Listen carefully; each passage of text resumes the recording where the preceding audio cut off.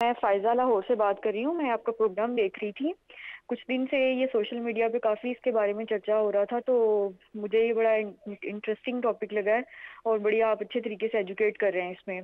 तो मेरा ये कंसर्न था कि पाकिस्तान में जैसे मैं आपकी गुफ्तगू सुन रही हूँ, तो इससे तो लग रहा है कि ये किसी सूरत भी जायज़ नहीं है, जो ह्यूमन मिल्क बैंक है। तो ठीक है। ऐसी सूरत में और सारे उलमा का इसके ऊपर इत्तेफाक तो है अभी, लेकिन पहले जो फतवा दिया गया है वो भी उलमा ने ही दिया है और अभी से वापस लेने वाले भी उलमा ही हैं। अभी जो शराइत इस फतवे में बताई गई हैं, अगर उन शराइत में कोई रद्दोबदल करके, अभी तो वो कह रहे हैं कि इन्होंने वापस ले लिया है, लेकिन अगर रद्दोबदल करके मजीद इसमें उन्होंने इसको दोबारा से जो है वो इन कर दिया, या ये कानून बन गया, या ये एक्टिव हो गया मिल्क बैंक, तो इसकी क्या हैसियत होगी?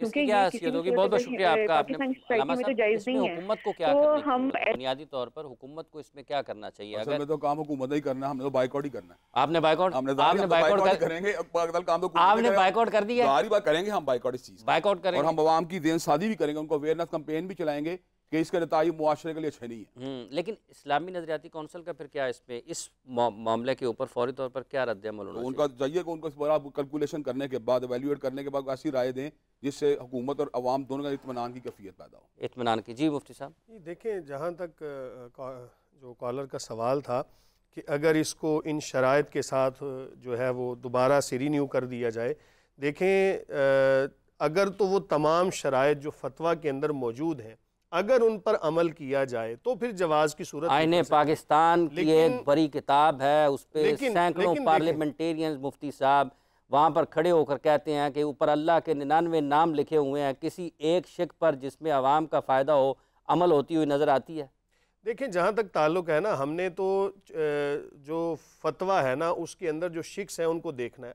मैंने इसीलिए कहा ना कि अगर उन तमाम के ऊपर अमल दरामद हो और इन तमाम चीज़ों का लिहाज रखा जाए तो फिर गुंजाइश निकल सकती थी, लेकिन जब देखा गया कि इन तमाम चीज़ों को पस्ते पुश्त डाल दिया जाएगा, तो फतवा जारी कैसे हो गया फिर मुफ्ती साहब? देखिए, जारी उन शराइत के साथ हुआ, जो शराइत है ना कि ये चीज़ें अगर आप इनको फॉलो कर लेते हैं तो फिर गुंजाइश निकल सकती है।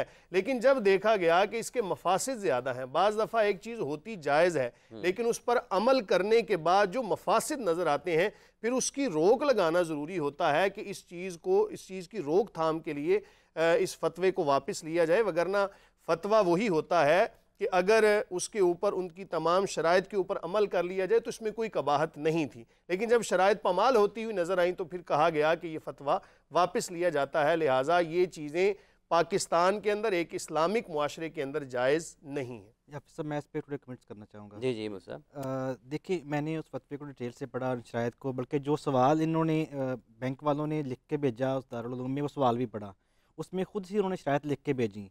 मेरे ख्याल में एक तो वो शर्तें कम थी, मज़ीद शर्तों की ज़रूरत थी उसमें जो उन्होंने भेजी जो हैं, पहले लिख के दी गई हैं, लेकिन जितनी लिख के भेजी हैं उतनी पे अमल करना भी मुमकिन नज़र नहीं आ रहा।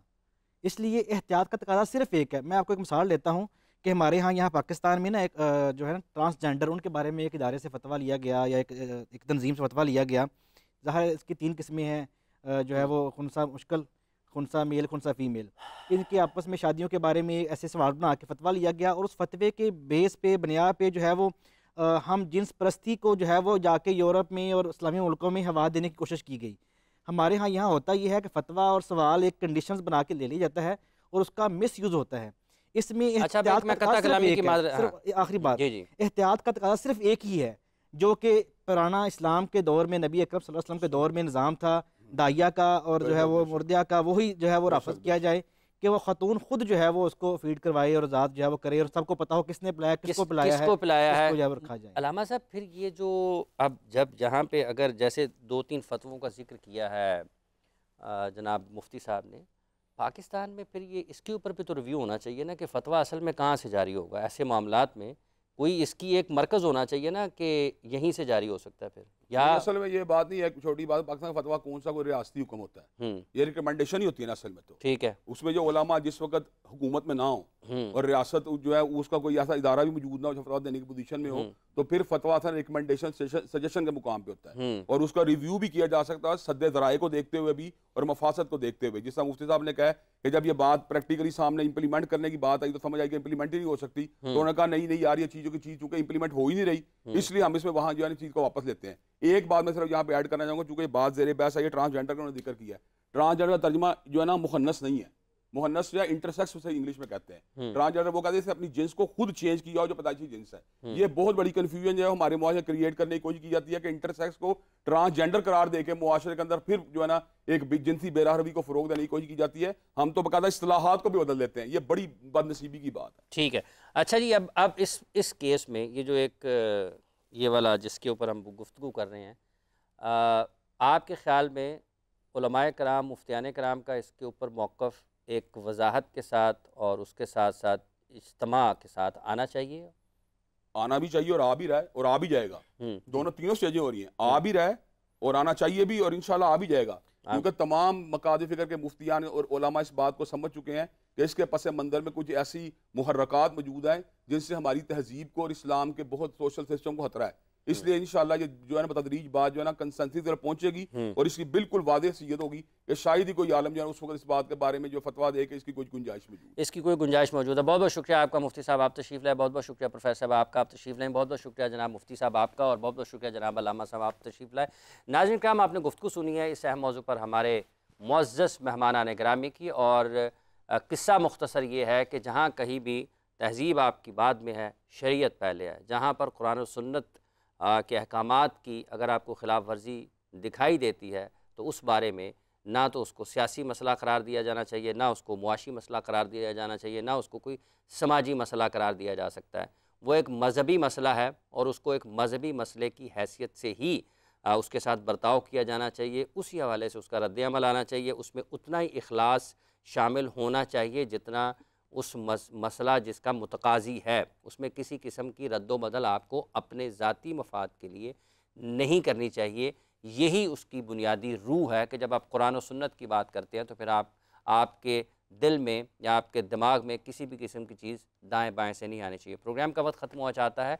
हाफिज़ मोहम्मद इमरान आज के मुफ्ती ऑनलाइन से अपनी पूरी प्रोडक्शन टीम के साथ इजाज़त चाहता है। अपना बहुत सा ख्याल रखें, आपसे दोबारा मुलाकात होगी। अल्लाह हाफ़िज़। हमारे मुआशरे के अंदर या हमारी तारीख के अंदर या हमारे एक विरसे के अंदर फोस्टर मदद का कंसेप्ट मौजूद है, दायाओं कंसेप्ट मौजूद है, तो हम उनको क्यों नहीं उस इस्तेमाल करते?